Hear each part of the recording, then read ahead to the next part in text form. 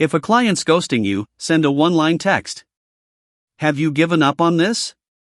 It sounds almost too simple. Just one sentence. No long follow-up. No desperate explanation. No discount. No, just checking in. No, hope you're doing well. Just one question. Have you given up on this? Strangely enough, that single line has helped countless professionals get replies within minutes after weeks of complete silence. But why? Why would someone ignore 3 emails, yet suddenly respond to one short question? The answer has very little to do with sales. It has everything to do with human psychology. Have you ever spent hours preparing a proposal, had an amazing meeting with a client, watched them sound genuinely excited, and then they completely disappeared? No rejection. No explanation. No reply. At first, you think they're just busy. A few days pass. You send a polite follow-up. Nothing. Another week goes by. You send another message. Still nothing. Now your mind starts filling in the blanks. Did I say something wrong? Was my price too high? Did they find someone better? Were they ever serious in the first place?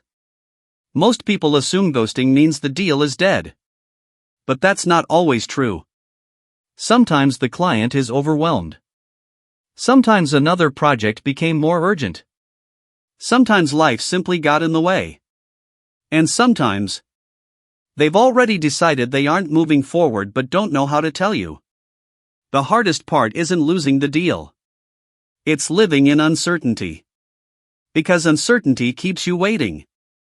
It keeps you checking your inbox, refreshing your messages, thinking about conversations that happened weeks ago, wasting time on opportunities that may never come back.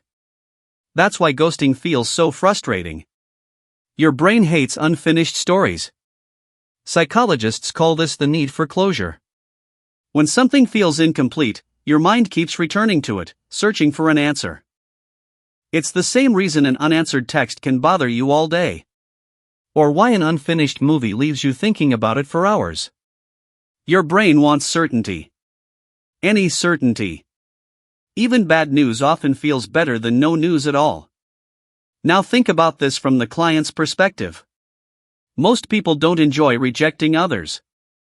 They don't like disappointing people. They don't want uncomfortable conversations. So instead of saying no, they say nothing.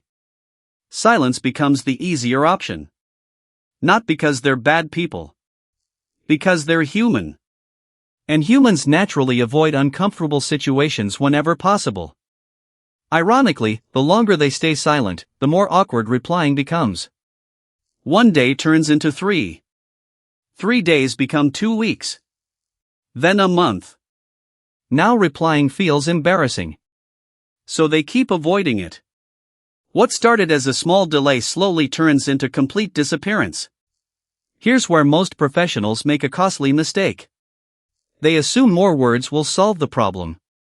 So they write longer emails. They explain more. They remind the client about deadlines. They offer discounts. They promise extra services. Every new message gets longer than the last. But every new message also asks the client to do something difficult. Read everything. Think carefully. Make a decision. Write a thoughtful response. That requires effort. And when people are already overwhelmed, effort is exactly what they're trying to avoid. So the silence continues. But what if the real problem isn't your offer? What if it's the pressure your follow-up creates? What if the fastest way to get an answer is actually to remove that pressure completely? That's exactly what we'll uncover. Because by the end of this documentary, you'll understand why one simple sentence can reveal whether a client is genuinely interested, secretly overwhelmed, or has already walked away, and more importantly, you'll learn how the world's best negotiators, consultants, and business leaders use psychology to stop chasing people and start getting honest answers. The lesson isn't just about closing more deals. It's about protecting your time, your confidence, and your energy. Because in business, clarity is often far more valuable than hope. And once you understand why people ghost in the first place, you'll never look at an unanswered message the same way again. Most people think a ghosting client has made a decision. But that's often the wrong assumption. In many cases, they haven't decided anything at all. They've simply decided not to decide. And believe it or not, that's far more common than most business owners realize. Think about the last time you delayed replying to a message. Maybe it wasn't because you wanted to ignore the person. Maybe you were busy. Maybe you needed more information. Maybe you thought, I'll reply later. Then later became tomorrow. Tomorrow became next week. Before long, replying felt awkward. So you delayed it even more. Your client experiences the exact same psychology. This is called decision fatigue. Every day, people make thousands of decisions. What should I wear? Which emails need attention first? Should I accept this meeting? Is this purchase worth it? By the time they reach your proposal, their mental energy may already be running low. Making another decision, even if it's a simple one, starts to feel like work. Now here's the mistake most professionals make. They assume silence means the client needs more information. So they send another long email. Then another. They explain every feature again. They answer questions that were never asked. They attach another PDF. They remind the client why they're the best choice. From the sender's perspective, it feels helpful. From the client's perspective, it feels like homework. Every extra paragraph creates one more reason to postpone replying. Because now they have to read everything. Process it. Think about it. And then write back. That's a lot of effort for someone who already postponed making the decision once. This is where the one-line message becomes surprisingly powerful. Have you given up on this? Notice what it doesn't do. It doesn't pressure. It doesn't accuse. It doesn't beg.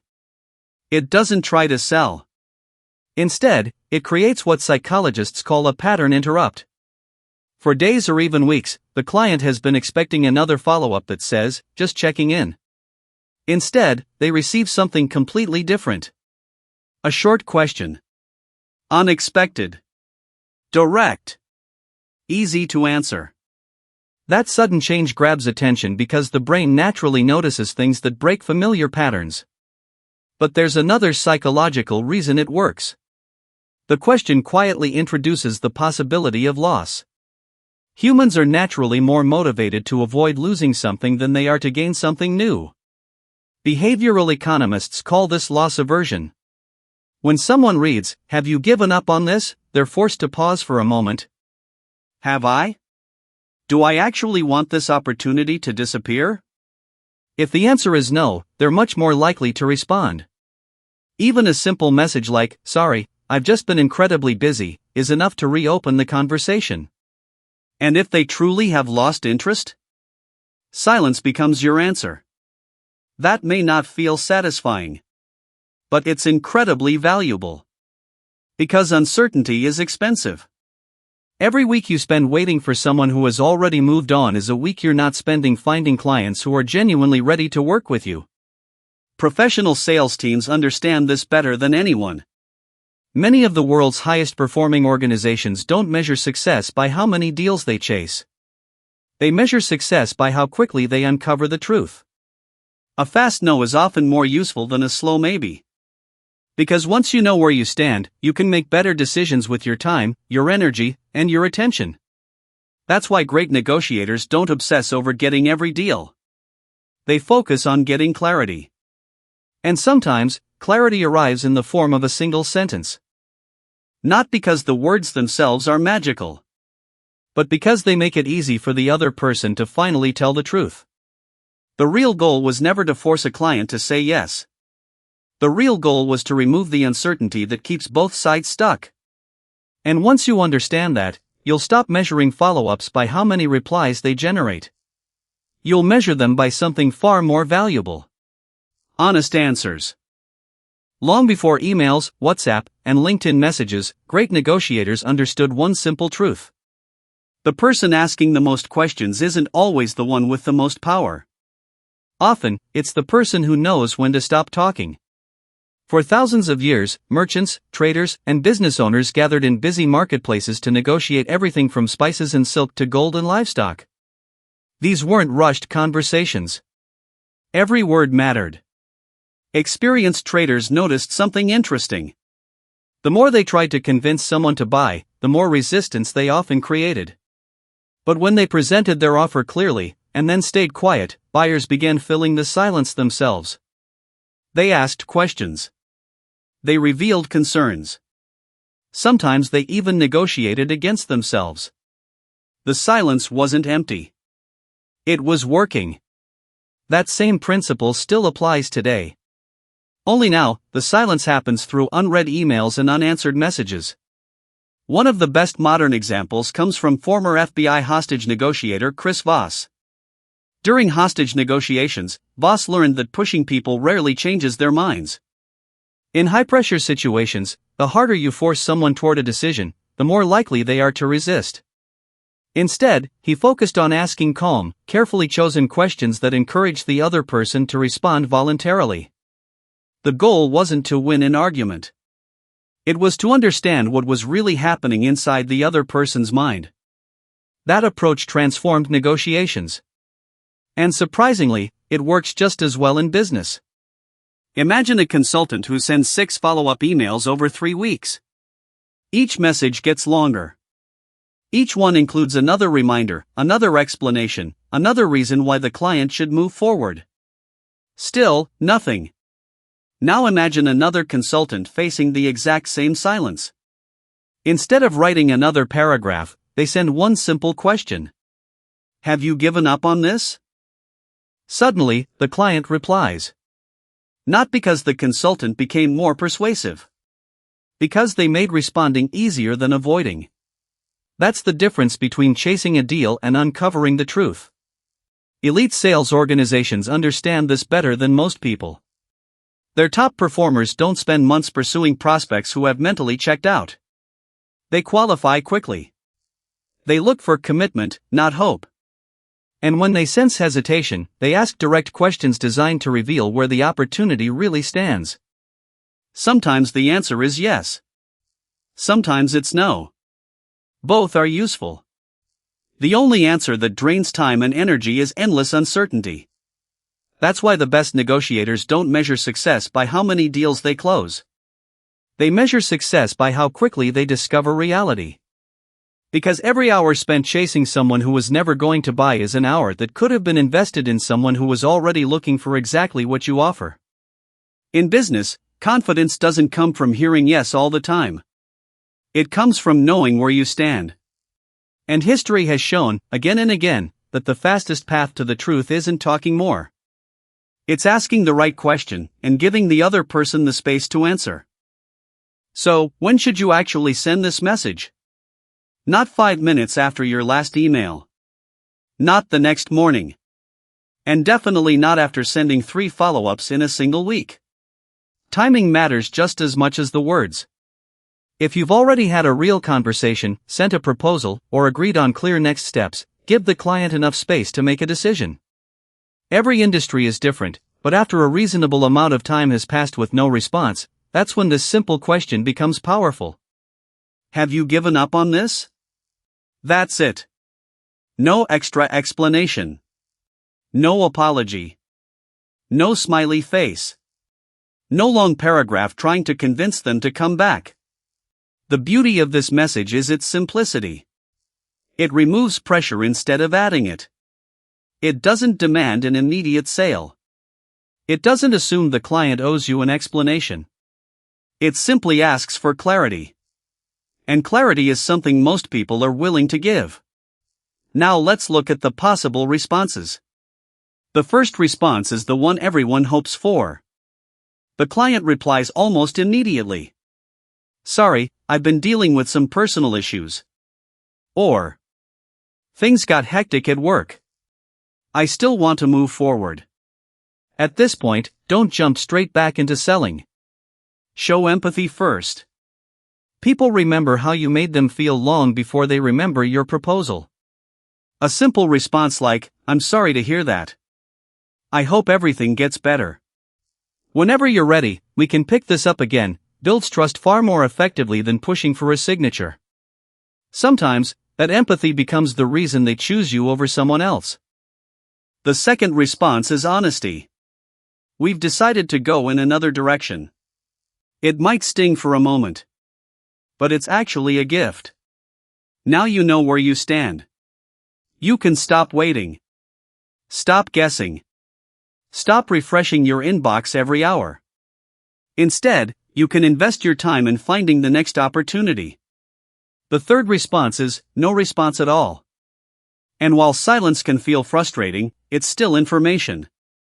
If someone ignores a respectful, low-pressure message asking for clarity, they've already made their decision. They're simply choosing not to communicate it. Don't chase them. Don't send another 5 follow-ups hoping for a miracle. Business isn't about convincing everyone to work with you. It's about finding the people who genuinely want your help. This mindset separates professionals from amateurs. Amateurs spend months chasing one uncertain deal because they've already invested so much time. Professionals protect their most valuable asset, attention. They know every hour spent waiting on the wrong client is an hour they can't spend serving the right one. So here's a simple framework to remember.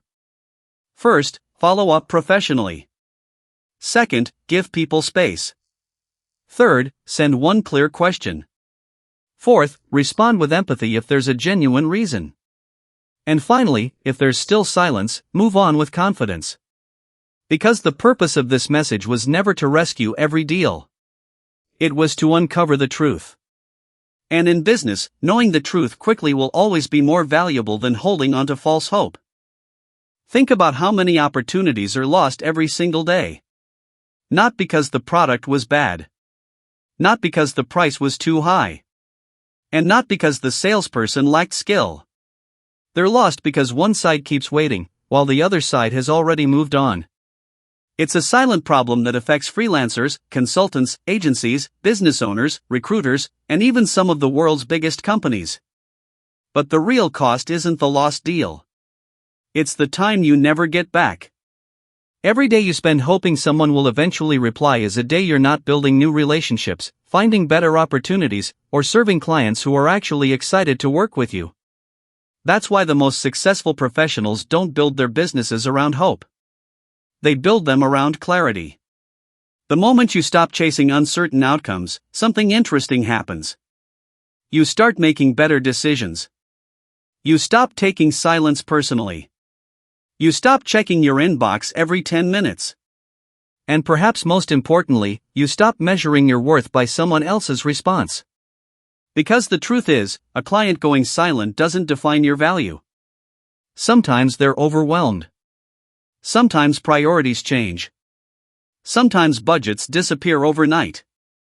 And yes, sometimes they simply aren't the right fit. That's business.